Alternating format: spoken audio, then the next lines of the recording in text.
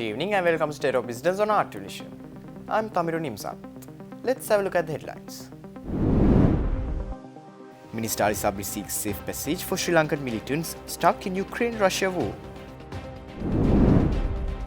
Sri Lanka Tourism awards small and medium enterprises for sustainable practices. News in detail. In an ongoing effort to address the urgent situation of Sri Lankans involved in the Russia-Ukraine conflict, Foreign Minister Ali Sabri held a follow-up discussion with Russian Ambassador Levan Zagarian yesterday.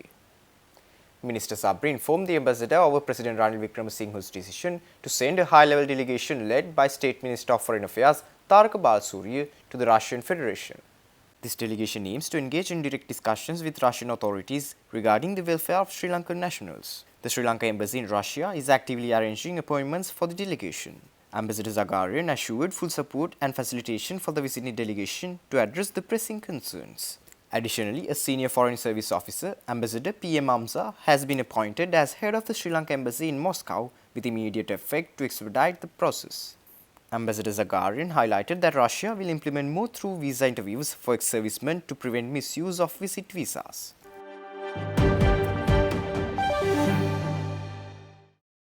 The National Sustainable Tourism Certification Scheme celebrated over 100 small and medium enterprises in the tourism sector, awarding them sustainability certifications at a ceremony held in Colombo yesterday. Among those present were Tourism Minister Harin Fernando, UNDP Resident Representative Azusa Kubota, and Tourism Development Authority Chairperson Priyantha Fernando. The certification scheme, established in 2018 by the Sri Lanka Tourism Development Authority in partnership with the United Nations Development Programme, aligns with the Global Sustainable Tourism Council guidelines. Small and medium enterprises contribute over 50% of Sri Lanka's GDP, and close to 75% of them are in the tourism sector, encompassing hotels, homestays, spas, and more. The tourism certification scheme encourages these enterprises to adopt sustainable practices, ensuring long-term benefits for the nation. The scheme also assesses and validates destinations on their sustainability efforts, focusing on the sustainable use of biodiversity and environmentally friendly practices. To optimize the potential of our tourism industry, we must have a long-term perspective to protect our natural habitats so that our tourism practices do not harm our biodiversity.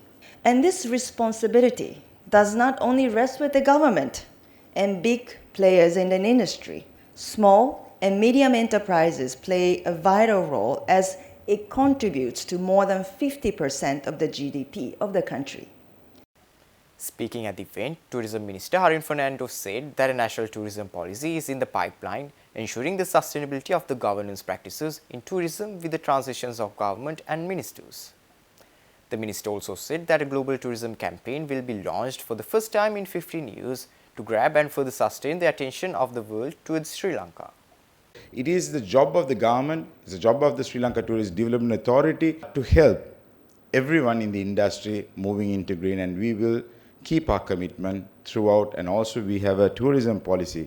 Politicians could change, governments could change, but a tourism policy to sustain the tourism and to make sure that we reach our targets should be achieved, and we are at the last lap of finalizing it.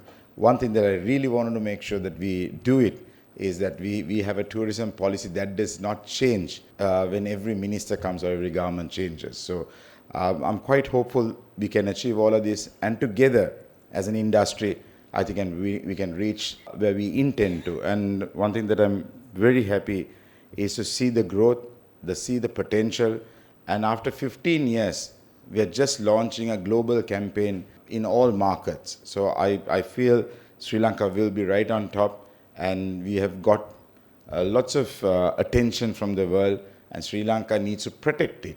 And Sri Lanka needs to go very strongly and protect what we are achieving, because we cannot be a destination. I mean, our whole tagline is Sri Lanka, you'll come back for more. So there should be more experiences given, more sites to be seen, more new attractions to be seen, and more new thinking of Sri Lanka tourism had to be changed.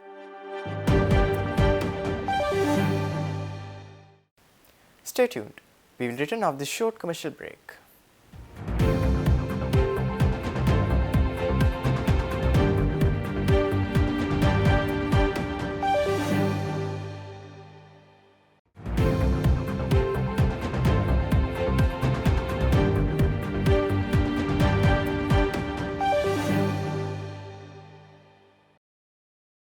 Welcome back after the break. Minister of Labour and Foreign Employment Manshu Nanayakar said that the Cabinet has approved a proposal to provide social security benefits to all workers aged 55 and above. Minister Nanayakar made this announcement during a press conference held at the Presidential Media Centre yesterday. Minister Nanayakar highlighted that legal provisions for this social security process are being developed alongside the dignified work permit to ensure that all the workers are supported in retirement. Minister Nanayakar also pointed out the government has implemented several programs to provide relief, including the Asfasuma and Urumaya initiatives. He added that significant economic reforms have been introduced under the current administration, including a reduction in bank interest rates from 25% to between 8% and 12%.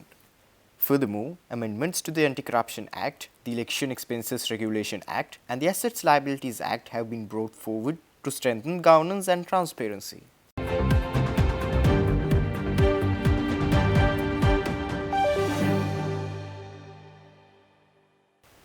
United Nations Development Programme and the Government of Sri Lanka collaborated to enhancing the rights of persons with disabilities in Negombo on the 28th of May 2024.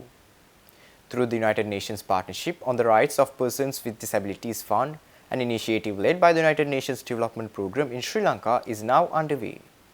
The inception phase kicked off with an induction training session on May 14th, attended by 30 stakeholders, including government representatives, disabled persons organizations, and civil society groups. Attendees included State Minister of Social Empowerment Anupa Pascual, Resident Coordinator of the United Nations in Sri Lanka, Mark Andre Frank, and Resident Representative of UNDP in Sri Lanka, Azusa Kubota. The initiative seeks to address the gaps in CRPD implementation through a multi-sectoral approach. It aims to improve the implementation of disability-inclusive sustainable development goals in Sri Lanka, providing fundamental support to national priorities concerning persons with disabilities.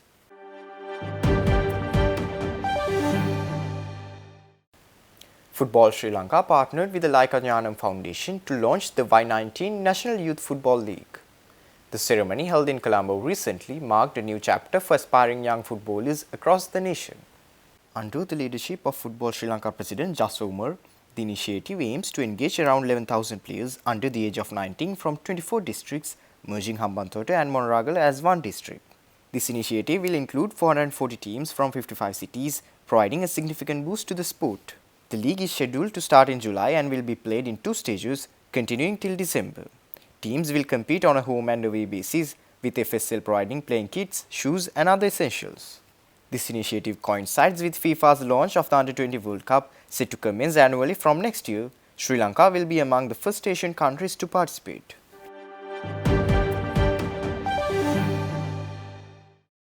Stay tuned for Stock Update.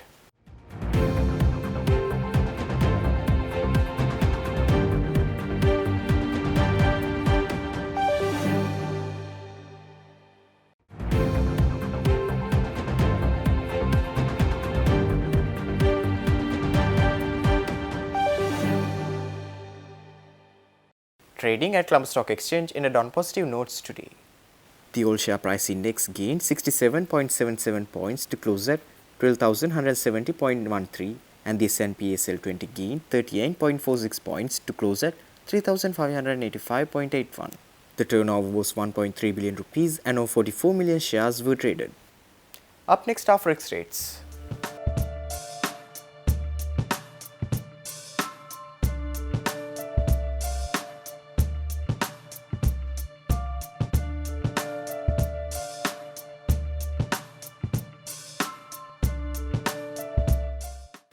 That's all our news for today.